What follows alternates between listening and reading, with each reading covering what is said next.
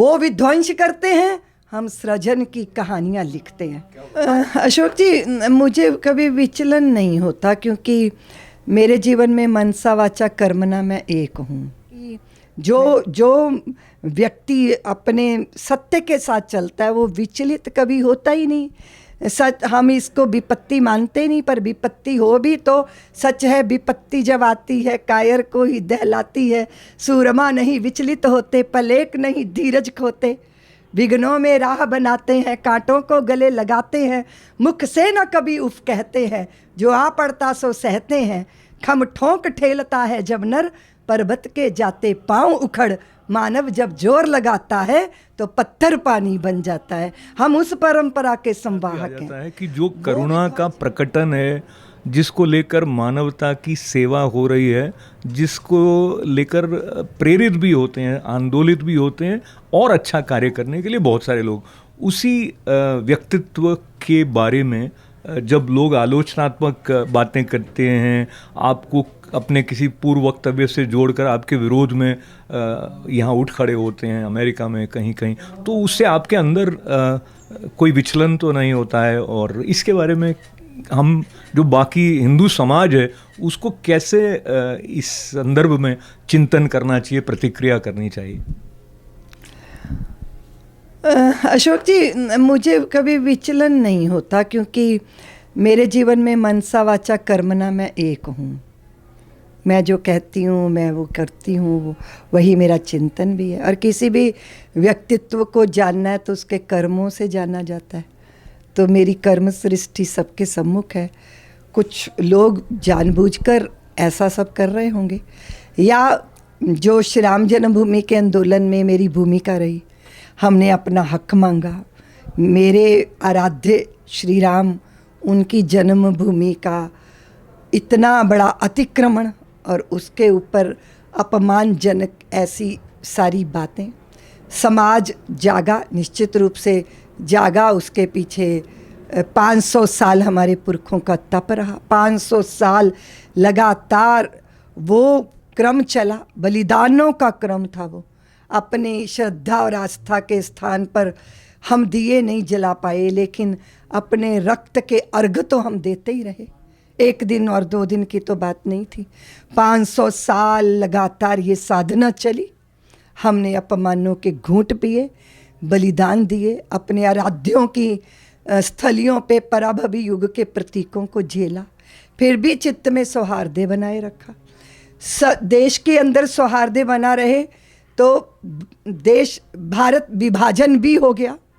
उसके बाद भी जो आचरण हो रहा है, जो मतलब जो जिस तरह का व्यवहार है, उस पे देख के निश्चित रूप से रोष आएगा, क्षोभ आएगा।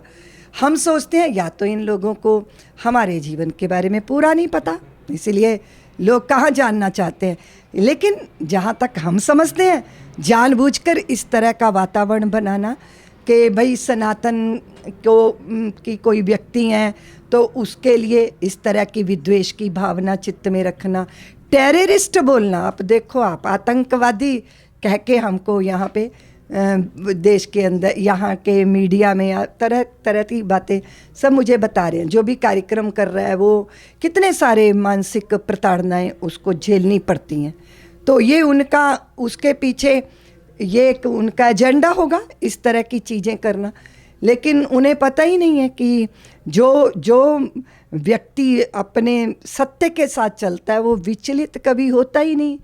सच, हम इसको विपत्ति मानते नहीं, पर विपत्ति हो भी तो सच है। विपत्ति जब आती है कायर को ही दहलाती है। सूरमा नहीं विचलित होते, पलेक नहीं धीरज खोते। विघ्नों में राह बनाते हैं, कांटों को गले लगाते हैं। मुख से न कभी उफ कहते हैं, जो आ पड़ता सो सहते हैं। खम ठोंक ठेलता है जब नर, पर्वत के जाते पांव उखड़। मानव जब जोर लगाता है तो पत्थर पानी बन जाता है। हम उस परंपरा के संवाहक हैं। वो विध्वंस करते हैं, हम सृजन की कहानियाँ लिखते हैं और अनंत काल तक लिखते रहेंगे। हम अगर प्रतिमा को पूजते हैं तो हम सूर्य को भी पूजते हैं, धरा को भी पूजते हैं। जल भी हमारे लिए वरुण देवता है। चराचर चींटी से लेके ब्रह्मा पर्यंत हम एक ही सत्ता का दर्शन करने वाले लोग हैं। इसलिए हम किसी जाति, धर्म, मजहब से नफरत करने वाले लोग नहीं हैं। किसी भी तरह के कष्ट झेल के सबको अपने आंचल में छाया देने वाले लोग हैं। लेकिन किसी भी तरह की कोई भी सीमा भी होती है। जब व्यक्ति उसका अतिक्रमण करता है तो उसे सचेत भी करना पड़ता है, और वो थोड़ा तीखा भी होता है, कड़वा भी होता है, और करना ही होता है। व्यक्तिगत रूप से मान अपमान झेला जा सकता है, पर सामूहिक संस्कृति, परंपरा, धर्म, देश, उन सबका अपमान झेलते रहें और हम कहें हम बड़े सात्विक हैं, ये सात्विकता नहीं है, ये कायरता है, ये तमस है। इससे ऊपर उठकर समाज को जो है अपना परिचय देना चाहिए। ये बात करना तो कोई अपराध नहीं है अशोक जी। हम ये तो शरीर मिला है, जब तक सेवाएं करते ही रहेंगे। ये तो वही हुआ कि वो कत्ल भी करते हैं तो चर्चा नहीं होती, हम आह भी भरते हैं तो हो जाते हैं बदनाम।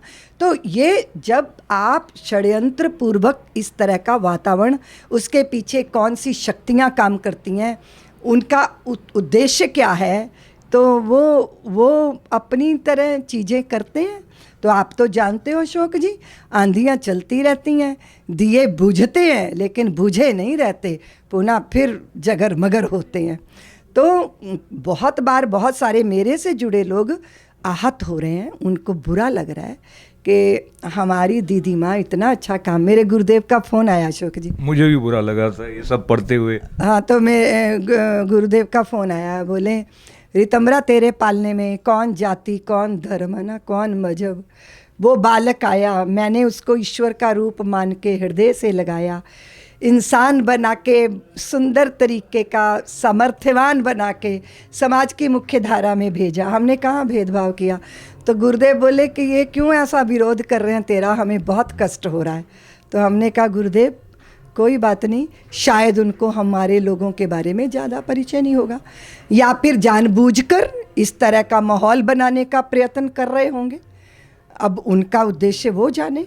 अब ये बात जो है, मैं दूसरी बात ये कहना चाहती हूँ, समाज को, अपने समाज को, सनातनी जगत को, हिंदू समाज को मैं ये निवेदन करना चाहती हूँ कि संगठित समूह और एक साथ काम करने से हमारी उपस्थिति दर्ज होती है।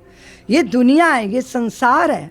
अगर हम मौन रहते हैं तो संसार कुचल कर आगे निकल जाएगा, पर हम मौन क्यों रहें। बहुत सारे ऐसे सच हैं जिसके बारे में हमें मुखर होना होता है, बात करनी पड़ती है। हर समस्या का समाधान है, होना चाहिए।